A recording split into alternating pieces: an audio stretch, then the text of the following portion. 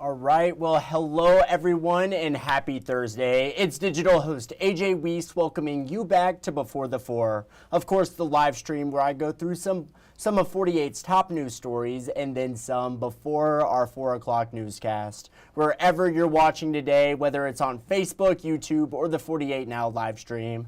As always, thank you so much for watching and spending just a bit of your Thursday afternoon here. Now, I say we jump into some of our top stories, and of course, let's begin with a look at the radar as a 48 first alert weather day has been declared for today due to the threat of strong storms moving into the Tennessee Valley. First alert Chief Meteorologist Brad Travis with what to expect later on this afternoon and heading into the evening hours. Brad? Afternoon, everyone. Still waiting on the model guidance to kind of catch up with what's really happening. You see Saturday behind me. We're going to have to extend that chance of rain into Saturday afternoon, maybe through 5 o'clock. So Saturday looking worse as far as outdoor plans go. As far as our thunderstorm activity, starting to see some lightning on the east side of Smith Lake towards the dam. As we take a look at the radar a little bit closer, still waiting for everything to fill in. And I think the morning convection we had really threw the models for a loop. So it's kind of a wait and see attitude as we go through the rest of the afternoon. In fact, the model guidance said we'd be seeing widespread thunderstorms by now, and that simply isn't happening yet. As we go into, in fact, the afternoon, notice the model guidance here. It is way off. At some point in time, we will see thunderstorms fire up, and they will track to the east. Locally heavy rain. It is a first alert weather day, but right now we have a lot of limiting factors in severe weather. I think we're mainly looking at some strong thunderstorms, big impact being isolated damaging wind, very heavy rain. As we get into Friday, we start off dry, but another round of thunderstorms coming in Friday afternoon, and then another one coming in Saturday. So overall, a wet weather pattern here. We've got 3 rounds beginning late this afternoon of thunderstorms coming through. Some could be strong, but overall, the threat for severe weather is not very high. And check out Sunday. It's going to be cool. 68 for the high, 51 for the low. In the 40s Sunday night into Monday. And of course, make sure to stay tuned to our evening newscast. Brad will be giving the forecast in the 4, 5, and 6. And also, as you see on screen right here, Weather Extra. That will be tonight at 9:30. 48 First Alert Chief Meteorologist Brad Travis. Again, he'll be back here in the CTV Center, and he'll have all the latest he's seeing on the radar, especially now with the threat of Saturday being a wash as well. But, yep, stay tuned for that. But now let's head out to Russellville, where a 23-year-old man was arrested after allegedly firing shots outside of a Taco Bell last night. Now, Russellville police responded, and they say 2 people at the drive-thru in different vehicles parked directly by each other and were arguing. One of the occupants, 23-year-old Benjamin Hirsch Jr., that's who you see on screen, allegedly took out a pistol and fired at least 6 shots into the air. Now, officials say no person or vehicle was hit. They say they have not received any reports of any property being damaged. Now, Hirsch was later found and arrested. He was charged with 2 counts of menacing, 2 counts of reckless endangerment, 6 counts of discharging a firearm in the city limits, and an open container of alcohol in a vehicle. He was booked into the Franklin County Jail. And now moving out to Huntsville, where we learned that another attack, a stabbing, happened at a homeless camp located on Derrick Street and Hall Avenue. A person was injured, but they are expected to be okay. Now, this marks the 2nd straight day a violent incident has happened there. 48's Faith Delp has details on that shooting that happened a day prior. The shooting happened at 2 in the morning. Police are still looking for the attacker, and the city says they are doing more to improve safety around the homeless camp. This is the temporary camp on Derrick Street, and it's located right next to the permanent camp that is opening soon. The overnight shooting comes 2 weeks after the city released plans on improving the safety here. First Stop is a nonprofit created to help the homeless, and they are partnering with the city to create a safe, temporary living environment for their clients. Executive Director of First Stop, Chad Rodriguez, says his clients are good people and they deserve to feel safe. They are taking steps to minimize the number of visitors and the number of troublemakers who show up who are not residents of the camp, because at the end of the day, our clients are good people. They're just going through a hard time. The city took action to repair the camp because of hazardous living conditions after a fire last year. A statement from the community development manager, Scott Irwin, says the city is implementing new standards designed to maintain order and ensure the camp remains a safe, secure, sanitary, and respectful environment for everyone temporarily residing there. Obviously, our thoughts and prayers go out to our client who was injured and anybody else that was involved. We are going to take every step that the city asks of us and that our clients ask to ensure that they have what they need going forward. The police are still investigating this case and actively trying to find the suspect. Reporting in Huntsville, Faith Delp, 48 News, on your side. And now a story in case you missed it from 48's Nick Ballinger last night. An Alabama bill that's already been passed in the House could, if passed, change the way high school athletics are classified into divisions. Nick Ballinger reports, and ASHAA representatives say they're disappointed in the passing of the bill, but Nick Ballinger right here, he'll explain it all. Alabama Representative Brock Colvin is throwing the challenge flag over the way high schools are classified into sports divisions. His solution? A bill allowing schools to exclude students learning English as a second language when counting the school's population. I just think one issue that's been overlooked is how the immigration issues affected high school athletics. Alabama high schools are split into 7 divisions based on student population from 9th to 11th grade, with 1A being the smallest and 7A being the largest. Colvin says the vast majority of EL students are not participating in high school sports in Alabama. And while our average daily attendance to our school system has increased from 5A to 7A numbers, our athletic pool has not. I mean, clear as day, they just simply do not participate at a rate as a non-EL kid will. Colvin says EL students who do play sports would still be counted. Colvin's alma mater, Albertville High School, has around 1,700 students, placing them in 7A. 408 are EL students, and only 16 play sports. Removing those students from the count would more than likely move Albertville, who went 0-10 last year in football, down to the 5A level. He says 5A athletes playing at a 7A level will eventually lead to major injuries. Like going and telling a Division II school to play in the SEC. It's just not the same. It's not fair. And we're trying to level the playing field. The Alabama High School Athletic Association expressed disappointment with the bill, saying it leads to the discouragement of English language students' participation in athletics, and it establishes separate criteria for classifying public and private school members. Colvin says the AHSAA already has rules to balance play between public and private schools by counting each private school student as 1.35 students. He says it's an example of the AHSAA trying to level the playing field in the past. Now another story in case you missed it. Huntsville police will have officers looking out for drunk drivers this weekend. Now that's tomorrow until Sunday. Starting tomorrow, officers will be setting up DUI checkpoints through the city. The safety operation is being held in honor of a woman who died because of a drunk driver. 21-year-old Catherine Lively was killed when a drunk driver failed to yield the right-of-way before crashing into her motorcycle. That wreck happened on Bailey Cove Road near the Willowbrook Drive intersection back in August of 2022.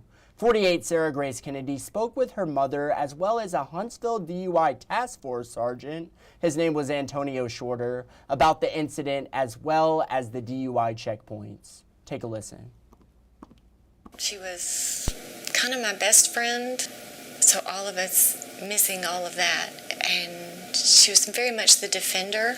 If you were ever in, somebody was mean to you, she'd be the one to defend you and take care of you. I hope that if her image or her name or understanding anything about her story helps anybody, just one person would be putting her passing to use. If you feel like you can't drive, then call somebody. If you need to call us and say, I haven't gotten in my vehicle, I'm standing on the side of the road, I don't want to get arrested for DUI, I don't have any money for a cab, however you wish to do it, we will absolutely try to find a way to get you home without you making the decision to drive impaired. Well, now tonight is the night. The President of the United States of America is on his way to Alabama. to speak at the University of Alabama's commencement in Tuscaloosa. WBRC's Kelvin Reynolds has the details. A presidential visit requires a lot of planning and a lot of people to make sure things go off perfectly. That's what is in the works here in Tuscaloosa as folks are preparing for a commencement address given by President Donald Trump. This optional commencement program happens inside of Coleman Coliseum. It's a special event that's limited to only people with tickets. Drivers who parked their cars in the parking lot for Coleman had to have them moved by 5 p.m. Wednesday, or they could be towed away. Security will be high there as well as off campus in several nearby areas. And some people aren't happy about the president's visit and are planning protests. One is set for Snow Hidden Park off of McFarland Boulevard, and there's also one that's planned for Government Plaza in downtown Tuscaloosa.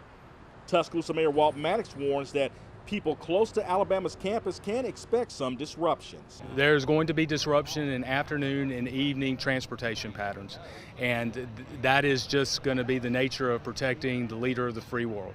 And there's no way around it, and I would ask everyone just to exercise great patience. If you're in the central part of the city, you can expect disruptions to your business, disruption to traffic patterns. This special commencement program gets underway at 6:30 this evening. We're going to have continuing coverage leading up to that event as well as after. Once that event starts, we're going to be streaming it live on several platforms. Your reporter in Tuscaloosa, Kelvin Reynolds, WBRC. 6 News on your side. And of course, we'll stream the president's commencement speech and WBRC's coverage tonight right here wherever you're watching Before the 4 right now. So make sure to tune in tonight at 6:30 to hear President Trump's full speech.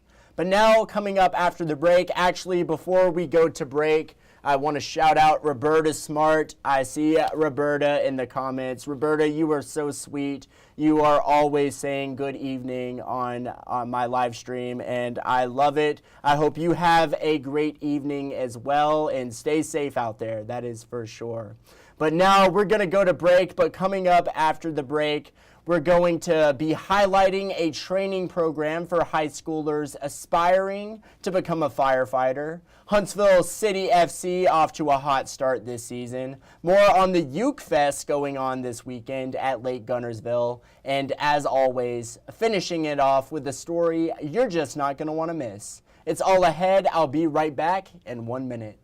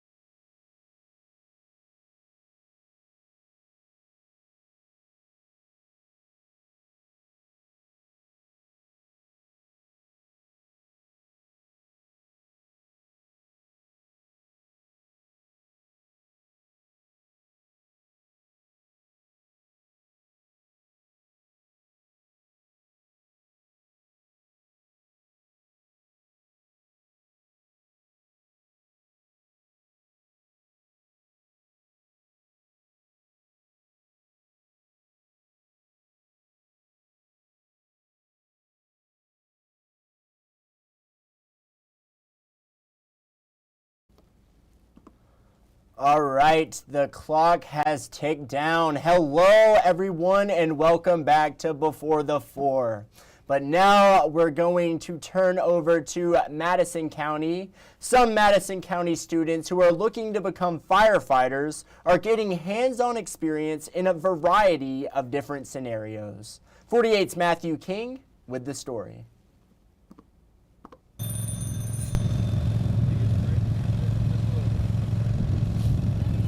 It's never a normal school day for these Madison County fire students. We're doing hazmat, so that tank's supposed to simulate a DOT 407 tank that usually carries corrosives, so we got to learn how to deal with that because that's something we may see on a basis back in the future. These 5 students, including Ethan Gann, are finishing the program's first year, where they're taking the next steps to becoming firefighters themselves. It makes us more prepared for when we go into it.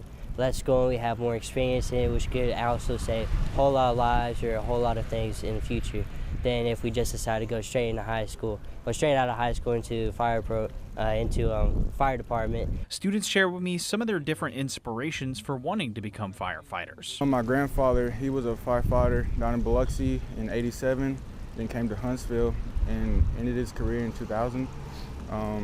It's just, I've grown up around it. My dad was a volunteer with Tony, and it's just been in the bloodline. But each student, especially Jeremiah Day, are excited to participate in the fire science program again next year. I really like it. I like the interest in it because it's a very small field. School board member Heath Jones praises the first year of the program. As someone who's battled fires himself for years, he sees the class as a need for the community. We need to continue to grow our volunteer fire service because our county continues to grow. We're the second largest county in the state. We house the largest city in the state. So we've got to keep up with the growing demand. It's encouraging them to take that next step in a career path for fire service, but it's also encouraging community involvement throughout the county. Well, very cool. And speaking of hot things, Huntsville City FC is certainly hot right now. 48 Sports anchor Cam Durr lets us know just how good they're playing right now. Huntsville City FC is off to a white-hot start to the season. Quite the turnaround we saw from this time last year when the boys in blue were winless 6 games in. But a new standard entered the building along with new head coach Chris O'Neill.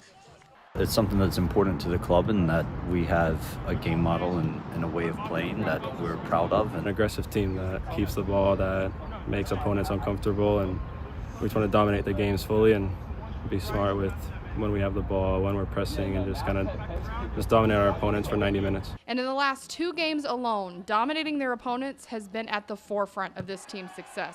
HCFC has scored 9 goals and held their opponents to 0. But this spark in the game was something that these guys created off the field. Done a really good job in assembling a roster that is cohesive, they're collective, they're together. They have a good time together, but they also work very hard for one another as well. Chemistry off the field is invaluable. And the fans have their hand in this too. Back-to-back wins for the boys in blue on their home turf, feeding off the energy of what the team is calling their 12th man. All the fans who come out here to the Joe, they make it easy for us to play, just cheering us on after we have a good play or after we score, always going and celebrating with them. It gets loud in here, and I like it. And a chance to extend to a 5-game unbeaten streak this Saturday. HCFC hosts Atlanta United 2 for a 7 p.m. start. Reporting in Huntsville, Cam Durr, 48 Sports, on your side. Well, good deal. Love to see the boys in blue shining. But now, we talked about it yesterday. The Uke Fest going on down at Lake Gunnersville.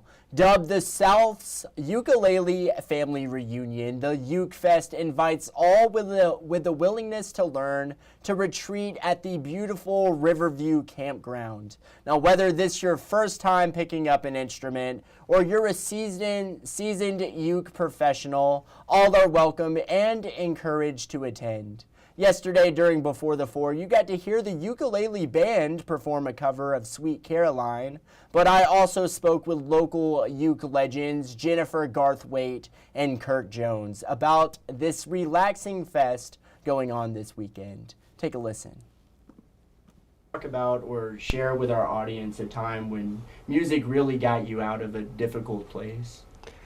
Well, like I was telling you, in 2013 over Christmas, I had the flu for the first time in my life, and that's the sickest I've ever been. And when I finally was able to sit up, I picked up my son's toy ukulele and started playing around on it. And it was the first musical thing I'd done for 10 or 12 days. And I loved it. And it sounded, you know, like a toy. So as soon as that was over, I was perking up and I was shopping for a real ukulele. And then that led to many other ukuleles and led me to this group. It led me to all these wonderful friends that I've met. And it led me into this kind of music that's just therapeutic for the soul and the body and the mind. So it's just good for the spirit. Yes, ma'am. I love that so much, and I love that story. And just one day you had been sick with the flu, you pick up a ukulele, and now the Uke Fest, 12 years in the running. And talk about that awesome ukulele you have as well. This is a Blackbird Clara. It's made in California. It's really dirty right now, I'm sorry, but this is basically the ukulele that I play every day. So it's made out of a resin composite material.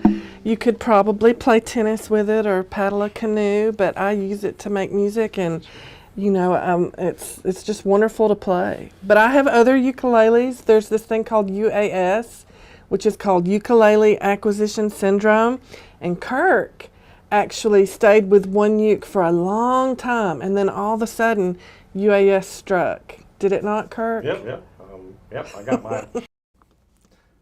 Yep, that's my good buddies Kirk and Jen there. They had a lot of awesome stuff to say. And for more details about the Uke Fest going on at Lake Gunnersville this weekend, just go to our website, WAFF.com. We have all the details, and you can watch that full interview and the full band's performance of Sweet Caroline right now. So go make sure to do that. But now heading into the good side. A dog that can inspire you to look beyond your own limitations. He's overcome a lot, even getting shot. Thanks to an animal shelter's commitment to saving his life, he's got a second chance to teach us all. John Kipper has that story. Take a look. Meet Kenny, a 5-year-old, 94-pound pup. He's a bit loud and curious about cameras. He came to the St. Louis County Animal Shelter around a month ago with an injured left shoulder and leg. When doctors checked the x-rays, there's your bullet fragment. Dr. Douglas Pernikoff says they found a bullet in his shoulder area and got him into surgery. They removed the bullet, but had to amputate the left leg, and he has the scars to show it. Many shelters in this case, because of either funding, personnel, or resources, may have had to put him to sleep, but our decision here is to try and minimize those kind of events. Dr. Pernikoff, the veterinary medical director with the St. Louis County Shelter, says while other shelters may have put Kenny down, since the county retook over operations, they're trying to do less euthanasia and put more pets up for adoption. Animals are incredibly resilient, and they're very good at bouncing back from things like this, especially when we're able to give them a little bit of a helping hand. Volunteer coordinator Taryn Leach adds, one therapy in particular, which is rare in animal shelters, has been particularly useful. Dog massage therapy, done for free by a volunteer, Elena. Massage therapy is going to help ease some of those knots, help loosen up those muscles a little bit more. Pernikoff and Leach say as Kenny learned to walk on 3 legs, he would overcompensate with other muscles, leading to soreness. It's a lot harder for him to move around. He's got all that thick weight in his breast, chest, and his head. With the help of doctors and volunteers, including massages from Elena, Kenny is back to going on walks. He turned out to be a dream from step A to step Z. In the clinic, maybe putting Elena, the dog masseuse, to work, helping more animals. It's a great asset, and we hope to use our volunteer more. She may not be aware of what we're going to do with her. John Kipper, First Alert 4. And that dog truly is an inspiration. Keep going. I love it. That is an awesome story there. But now let's head into the stories you're just not going to want to miss coming up in our evening newscast. A car versus a Domino's pizzeria. Get more details on that. A new video leaked regarding John L.J. Scott, the Decatur man who sadly passed away after getting arrested by Decatur police. 48's Callie Neese will have more information regarding that sad situation coming up. And finally, also in Decatur, 48's Noah Cowell will have more on the 6 people who were arrested at the work session meeting earlier this week. And these are just a few of the stories you're just not going to want to miss coming up in our evening newscasts. And we have just a bit of time. We have time for Facebook fun. Now, this is going to be a speedy Facebook fun, but our 48 Facebook question of the day: how often do you go out to eat at a restaurant? Let me know. I'm not doing it as much as I was this time last year. That is for sure. Just because I am starting to learn it is very necessary to budget, and I was overspending last year, so I am eating a lot more at home now. But let's see, Cheryl said only a few times a month. That's a good one. Evelyn said every day for lunch. Now, those prices will start adding up, Evelyn, but, you know, eating out is good. I've realized when I go to a restaurant, they can cook a lot better than I can, so I do not blame you there. 1 to 2 times a week, 3 to 4 times a week. All good comments. Well, that is just about it for today. Thank you all for commenting on today's 48 Facebook question of the day. That is all the time I have, but as always, you all have a great night. Stay weather alert and watch Weather Extra tonight at 9:30 and hear from 48 First Alert Chief Meteorologist Brad Travis. But that's it. You all have a great night.